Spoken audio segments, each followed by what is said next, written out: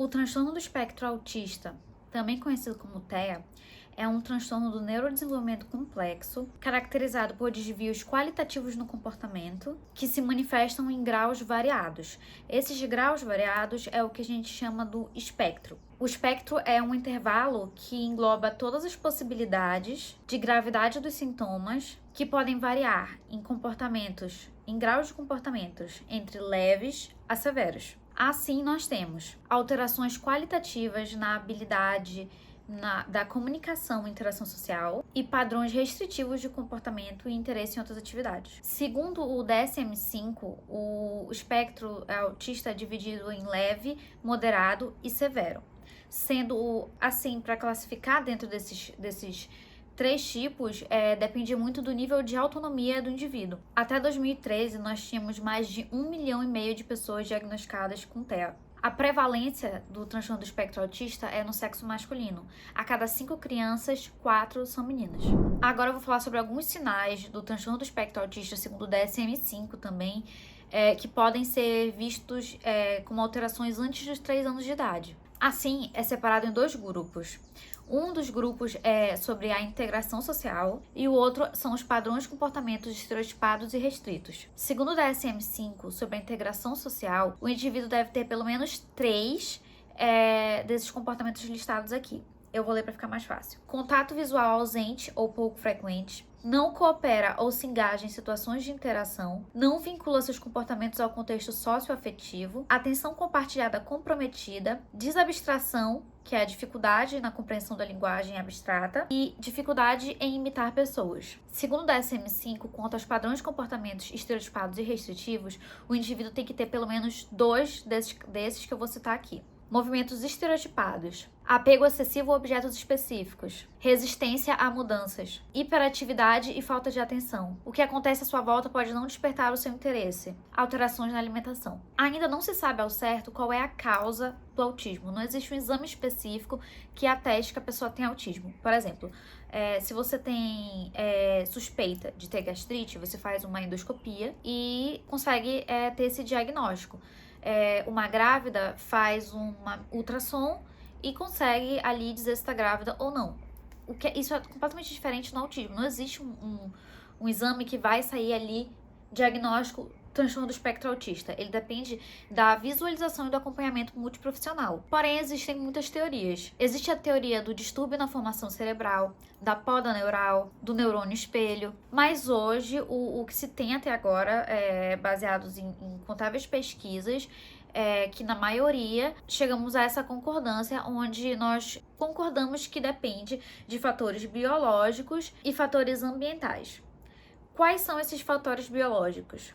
História familiar, síndromes genéticas associadas, consanguinidade, entre outros. Alguns exemplos dos fatores ambientais são os seguintes: problemas relacionados ao nascimento, infecções, uso de drogas antes ou depois da gravidez. Enfim, apesar de existir essa concordância, a gente ainda não pode dizer qual que é a causa.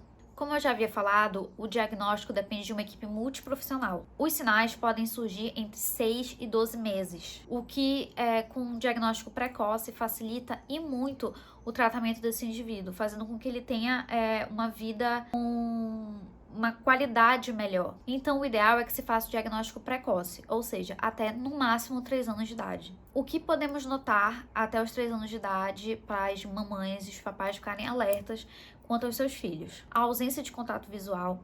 Isso é um relato muito frequente das mães, onde quando elas falam sobre amamentar o bebê, elas falam que o bebê não mantém o contato visual enquanto amamentam, que é um contato básico entre mãe e filho, é aquele primeiro contato do indivíduo com o outro, né?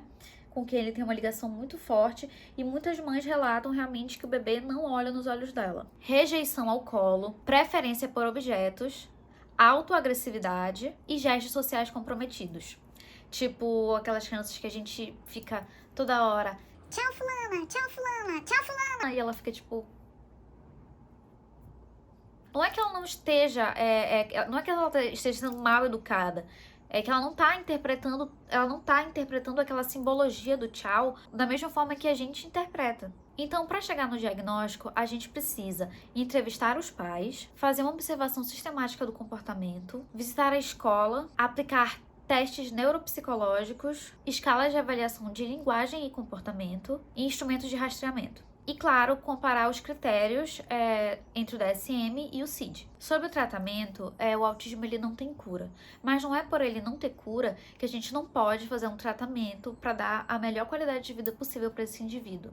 Porque com tratamentos como terapia ocupacional, ABA, fisioterapia e, em alguns casos, a medicação, a gente consegue ver ali uma tendência a melhorar com esse tratamento. Não a chegar a uma cura, não a chegar a um ponto de não ter mais o autismo, mas poder viver tranquilamente com o autismo e ser um indivíduo independente. E claro, dentro disso é muito importante uma orientação de treinamento com os pais, porque são eles que vão conviver com a criança 24 horas por dia e que vão dar o maior suporte. Então é muito importante preparar os pais para receber essa criança que vai ocupar necessidades que talvez eles não estejam preparados para dar essa qualidade de vida melhor para eles. Quanto à medicação, existem em alguns casos de crianças dentro do espectro que se comportam de forma agressiva o uso da Ritalina. Mas hoje existem incontáveis artigos que criticam muito o uso da Ritalina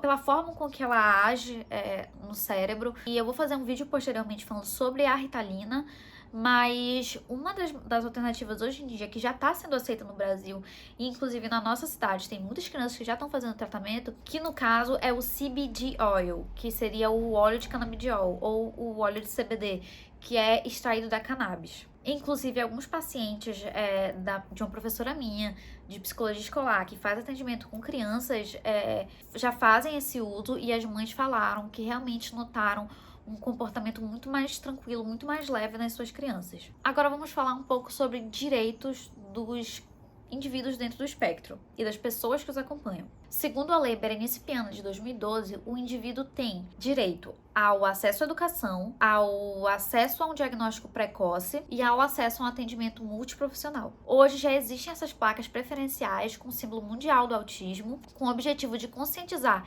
que o indivíduo com TEA e os seus acompanhantes são prioridade e assim tem direito a um atendimento preferencial. Então, só pra gente resumir aqui, o autismo é um transtorno do neurodesenvolvimento complexo que tem déficits na socialização e comportamentos restritos. A etiologia ainda é desconhecida, mas existe aqui essa concordância entre fatores biológicos e ambientais. O transtorno do espectro autista não tem cura, mas com um diagnóstico precoce, a gente consegue fazer o melhor tratamento possível, garantindo uma qualidade de vida para o indivíduo. Como eu sou a louca das séries, filmes, etc., eu sempre indico coisas relacionadas a temas específicos.